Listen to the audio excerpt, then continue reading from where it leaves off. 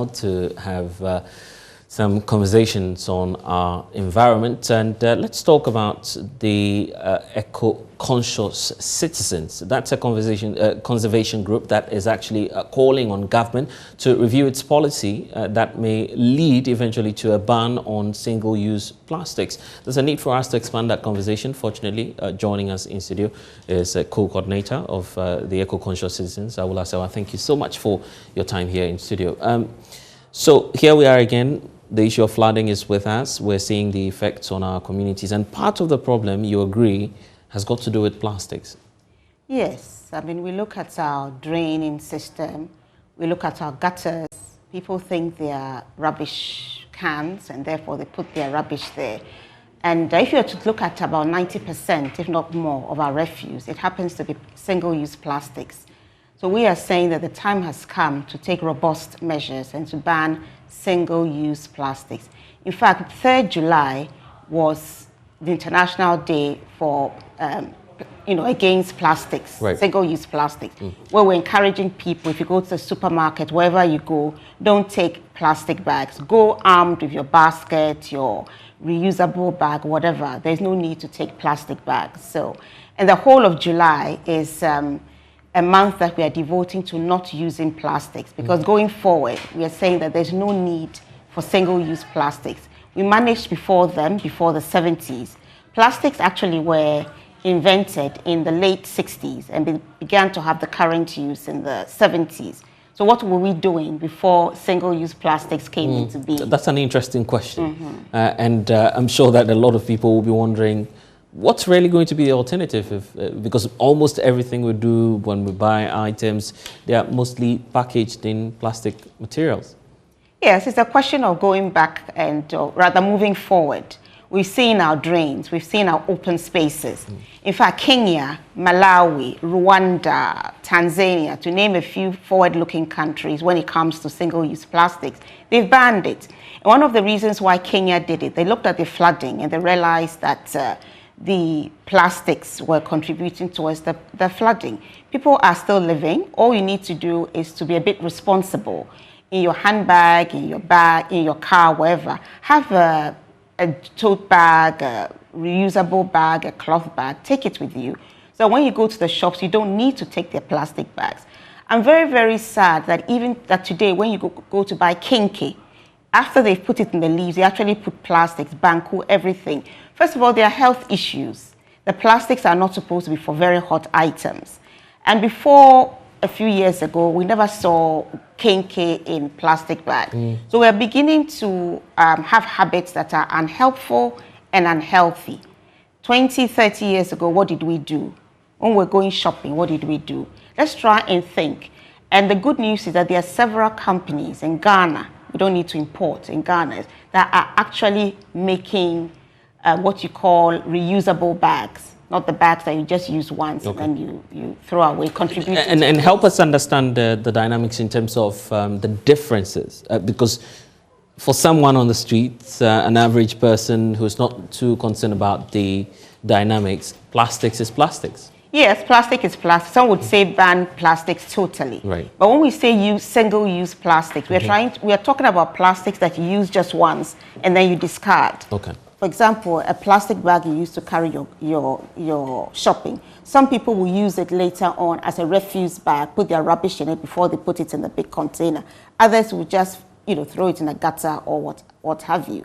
You have, for example, the cling foil that people use to put the kinky or whatever. When we say single-use plastics, we are thinking of plastics that you use on only one occasion, like gloves, and then you throw them away. So we are saying that those are not particularly helpful. So for example, we're not saying a total ban because things need to be done in perspective. But something we can do yesterday is to ban single-use plastics. When you're walking around, you see lots of woven baskets. In the north, they make beautiful baskets. This is also encouraging home industry. There's a lady I mentioned who makes bags from plantain, banana waste, and also from corn husks. There's so many people who are doing things. Let's encourage them. And let's look at our environment, look at our open spaces. Another reason why Tanzania, for instance, banned plastics is that when they were discarded and they ended up in the open spaces, the livestock that were grazing ingested them. And therefore, when you slaughtered them, they had plastics in them. The same thing is happening in Ghana with our fishes. They've ingested the plastics that we carelessly threw away that have entered our water bodies. So there's a real clear and present danger. We can't take it for granted. Also, people do burning. They burn their rubbish. They mix the plastics. And we know that when you burn plastics, harmful toxins are released. That is not helping us. And in fact, if you look at the figures, the number of deaths from air pollution is rising. We should ask ourselves why. But then, in terms of the global movement and even the national movement, we're not getting so much support for this move for a ban on plastics, because it would obviously have an impact on corporations that obviously produce these materials. How do we find a good balance then? Well, you know, there are different ways of operating. As I said, I mean, Kenya is a beacon. We have so many Eastern African countries, also India, other countries which have taken the lead. In the UK, for instance, they haven't banned single-use plastics. But what they have done is that when you go to the shopping mall, where in the past you got plastic bags free, you now pay for them. And because you have to pay for them, not a huge amount, consumers are quite interesting. They've now started buying what you call the bag for life, which obviously, as the name implies, lasts for a very long time. You can be replaced. It was only £1. I'm told it's now £1.50 or so. And therefore, they are not using plastic bags. So the use of plastic bags has gone down significantly since the high tax was put, which was passed down to consumers because shoppers pay for it. So there are different ways of making us see that we don't need plastic bags. And the manufacturers, I'm sure they can find something more productive to produce. But as it is now, there's a lot of conflict of interest. Some of those who should take the decisions have friends who produce plastic bags or import them, and they're not ready to make the changes now. But I think the writing is on the wall. We looked at the recent flooding, we've looked at the environment, and I think what we need to do, but I'm calling also on consumers, because if you didn't take the plastic bags, the manufacturers will realize that they're not going to manufacture an item that nobody's using. So there's consumer power.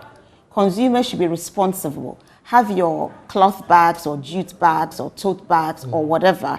Take them when you're going shopping and make sure you don't take plastic bags from the shops. But give us an idea of what an individual could do, for instance, just to be eco-conscious as well. What practical measures can one just put in place to, say, reduce the dependency on this source of single-use plastics? I mean, how do you avoid it generally? Okay, for one thing, go and buy a basket. Go and buy a jute bag or a tote bag or a cloth bag. They sell them around. First of all, go and buy them. Second of all, if for some reason you already have some in the house, you can put your rubbish in it. You know, when you're planting trees, sometimes people nurse them in plastic bags.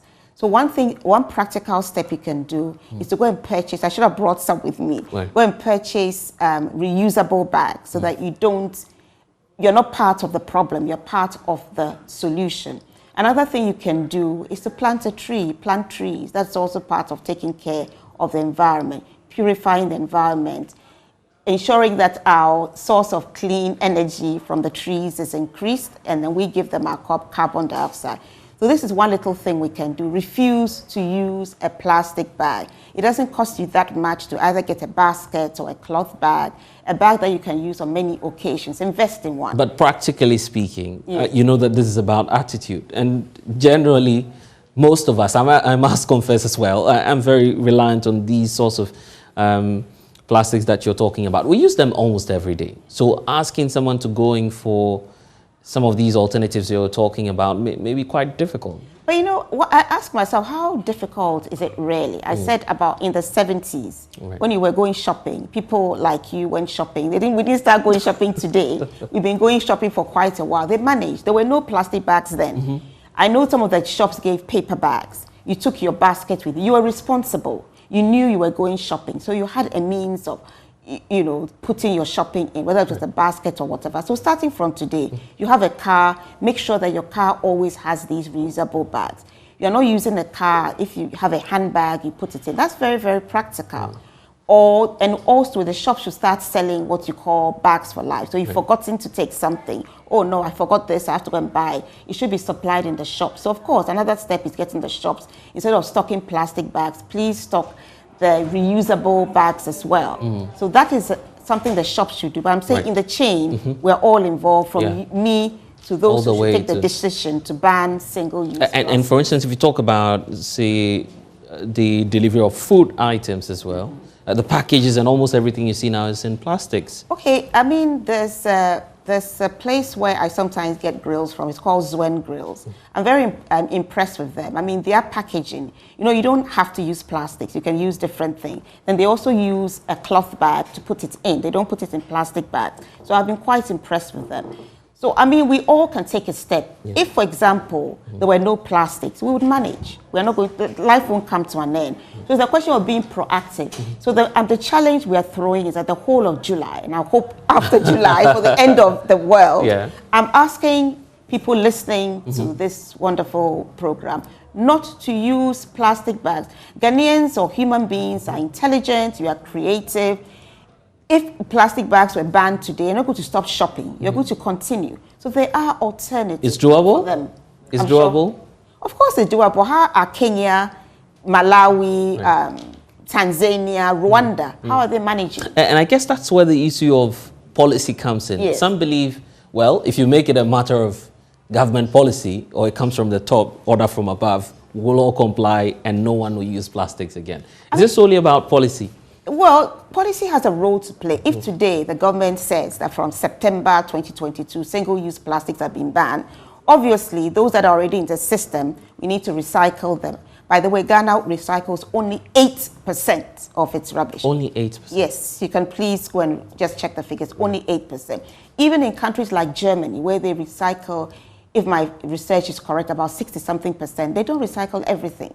So there's still a big gap, and that is why it's urgent to ban single-use plastic. But if the government were to, you know, place a ban today, we'll all have to fall in line or face prosecution. But I'm saying that, you know, decisions come from different levels. Consumers are more powerful than they think. You are buying the plastic bag or using them when you go to the shops. If you don't use them, why would they be produced? So although the easiest thing would be for government to ban it, in the meantime, whilst we are putting pressure on government, we are also responsible citizens, active citizens, not spectators. Right. And we are complicit when we also use the plastic bags. Of course, all of us, I mean, it comes, we are forgotten, we need something handy. I'll put my hands up and say, I can't say I've never used single-use plastic bag. Of course, we all fall short once in a while, but we don't need to wait for the ban to take place. We can decide that from today, we're going to be responsible. We're going to make sure, ladies, put it in your handbag, gentlemen, you know, carry it somewhere, your car, whatever. And make sure you do not use plastic bags. When you're going shopping, when it's not on the spur of the moment, you've decided either have a basket, have a container, have anything. And here, remember, I'm not saying don't use any form of plastic. I said single-use plastics. And I'm focusing on carrier plastic bags that we put our shoppings in. Afterwards, we just sort of discard them. We've seen campaigns that, for instance, you've run about conserving our forests. We've seen the one you've done on the Achimota forest, for instance. So with regard particularly to the use of plastics, are we likely to see some action on the streets, maybe asking people and urging them to change their attitude? Well, on 3rd July, we did have some action. I mean, I personally was on the streets, you know, in my neighborhood, talking to people. And the first reaction you have is actually the whole country, let me not say the whole country, I mean, parts of the country are dirty because of plastic bags, you know, all over the place. And one thing I would say is that we have unemployment. Why don't we get task forces that walk around? If you drop something, on the spot fines and so on and so forth, you can pay them from the fine. I guarantee you that if we were to do that, the litter would be greatly reduced. People in their cars just littering left, right, center. You know, if you started making sure that they are prosecuted or just fined on the spot fines, it will stop. So I'm saying that these are the things you can do one-to-one, talking to your friends, contacts, and so on. But yes, we did do some, you know, street campaigning on 3rd July. We need to go, but your message to our viewers, I'm sure that many of them are convinced at least on what you're saying, but what will be that final word to them, just to remind them on the use of plastics? My final word is that we can't leave everything to government. We should all be responsible citizens. We said that plastics are, apart from making the country unsightly, when we see the plastics littered around, they are also entering the water bodies and polluting them. Our fish are ingesting them, which means that it's being passed on to us. The cattle, livestock are also ingesting them. So be responsible. Stop using plastic bags. Take a carrier bag with you or a basket when going shopping. Thank you very much. Right, and that's Awula, so our founder and coordinator for the Eco-Conscious Citizens.